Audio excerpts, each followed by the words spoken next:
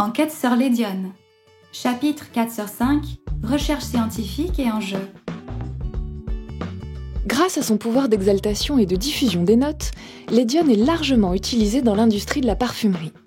Pour mieux comprendre les implications de la recherche dans ce secteur, je prends rendez-vous avec Christian Margot au siège de la société Firmenich de Genève. Ce docteur en chimie organique adore dessiner des structures moléculaires sur le grand tableau noir qui trône dans son bureau. J'ai commencé il y a longtemps, trop longtemps pour que je puisse vous dire quand. D'abord par faire des nouvelles molécules pour la parfumerie et maintenant je fais surtout des mesures d'activité, de savoir comment on perçoit les molécules et aussi de comprendre comment marche la perception. La découverte d'édione est due à un ancien collègue, Édouard de Mol, qui a trouvé l'édione dans le jasmin autour de 1960. Et l'édione est une molécule intéressante parce qu'elle est donc l'analogue d'une hormone qui permet aux plantes de se défendre contre les chenilles.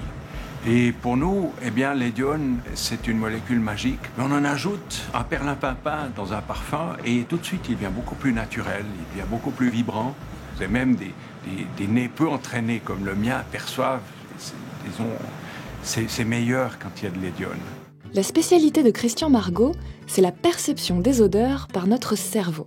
Et même si tout le monde s'accorde à dire que l'édione exalte les odorants auxquels elle est associée, il est encore très difficile de mesurer scientifiquement son effet.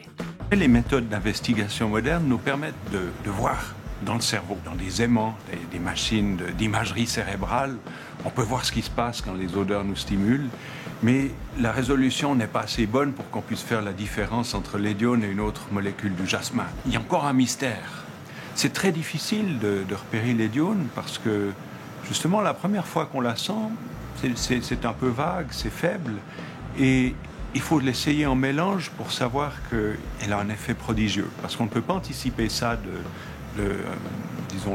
d'une inhalation simple du produit. Et ça prend beaucoup de temps.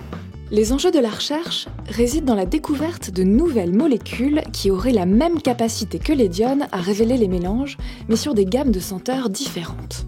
L'édione est surtout active avec certaines notes, comme les notes d'agrumes. Et peut-être que ça serait intéressant de trouver une nouvelle édione qui peut-être sera plus spécifique à d'autres milieux. Mais c'est aussi une question d'exclusivité. Étant donné qu'on ne peut pas déposer un brevet sur un parfum, il est très facilement imitable. C'est la raison pour laquelle les grands industriels ont à cœur de créer des molécules qu'ils seront les seuls à pouvoir utiliser. L'édione n'a pas tout à fait fini de nous livrer ses secrets. Je reste donc à Genève pour poursuivre ma mission.